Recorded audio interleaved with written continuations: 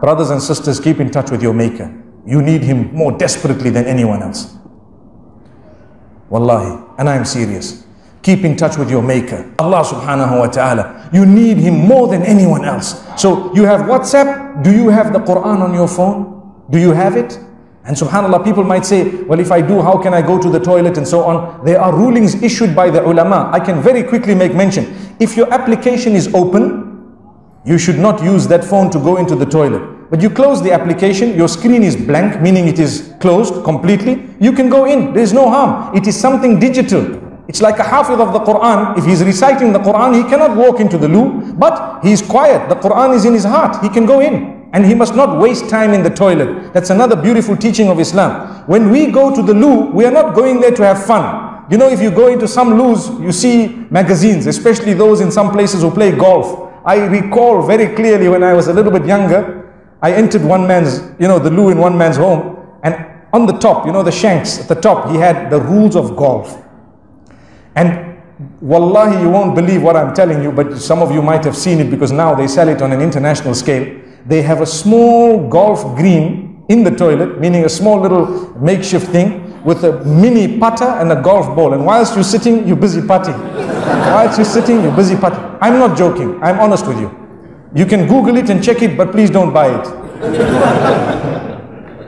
So they're putting. Why? Because they're wasting their time. We are taught as Muslims, you go to the loo, it is known as liqada il-haja, in order to finish your business. You go in there, you relieve yourself and you come out. There is a dua to read before you enter and as you exit. To ask Allah protection from the devil, because we are taught that sometimes shaitan infests those areas.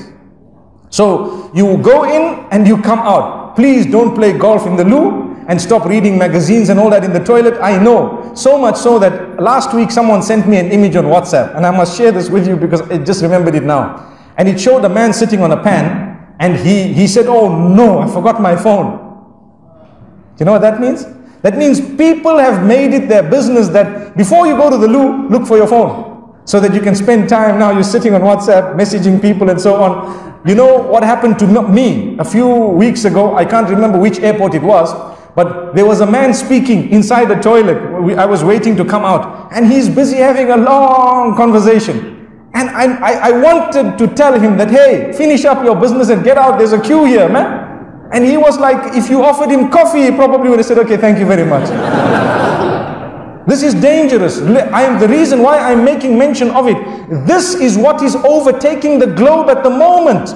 People are not understanding what their preferences are. And we were talking about developing a link with Allah. You need to get into the loo and come out of the loo. But remember something, in the same way we get so excited when we have Skype, when we have WhatsApp, when we have so many other types of or other formats. In Far East Asia they have WeChat and they have Line and so on, all these different, Tango and Viber and you name it, it's there. That is good, and mashallah, let's hope we are using it for something beneficial and good.